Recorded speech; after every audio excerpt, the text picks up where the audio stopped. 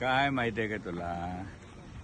Career करायचं असेल तर तुला म्हणला मला एक माहिती आहे बघ, तुम्ही शाळा, शासनाच्या स्पर्धा, युनिव्हर्सिटी स्पर्धा या सर्टिफिकेटला मान आहे. आता परवा मी त्या ह्यालामध्ये फुटबॉलमध्ये बघितलं, वाचलं पेपरला की काही मुलं तालमी मंडळासाठी शासकीय स्पर्धेत गेली नाही आणि त्या महाराष्ट्रामध्ये फर्स्ट आली, म्हणजे नॅशनलला फर्स्ट आली होती टीम.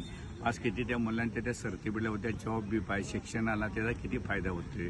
तालीम मंडळ ही एन्जॉय करण्यासाठी मी हे मुलांना सांगतो, लक्षात ठेवा. पण शासकीय स्पर्धा जी आहे त्या तुम्हाला सांगतो तुमचं करिअर बनवत असते, लाईफ बनवत असते.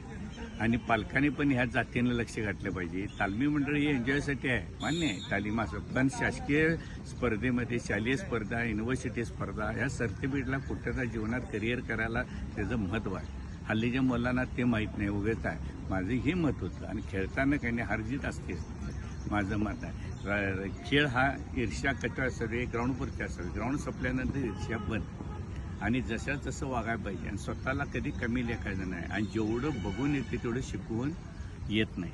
म्हणून दुसरा प्लेअर ज्या दुसऱ्या मॅचेस दुसऱ्याबरोबर खेळताना बघितलं पाहिजे की आपण काय कमी आहे, आपण कसं केलं पाहिजे. आणि सांगतो व्यसन करण्यापेक्षा आता मला वाईट काय वाटते, खेळाडूने अनेक खेळाडू मी बघितले, त्यांना मावा बिवा काय चैन्या करायला पैसे आहेत, पण काजू खायला पैसे नाही. आज मोबाईल घ्यायला 20-20 हजारचे पैसे, स्टिक बुटला पैसे नाही.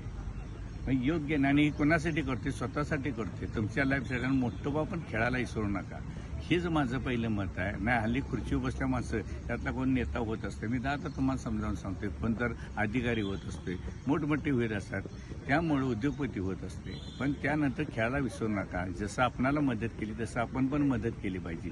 जेवढं दुसऱ्याला शिकवून आपलं टॅलेंट वाढते, नाहीतर आपलं टॅलेंट आपल्यापाशी ठेवलं तर काय उपयोग नाही. तुम्ही दुसऱ्याला सांगितलं, बघितल्यानंतर आपण पण कशात कमी आहे, आपण पण काय केलं पाहिजे हे शिकायला पाहिजे. हे मी कोशिशला खेळाडूंना सांगतो. आणि हार जीत असतीच.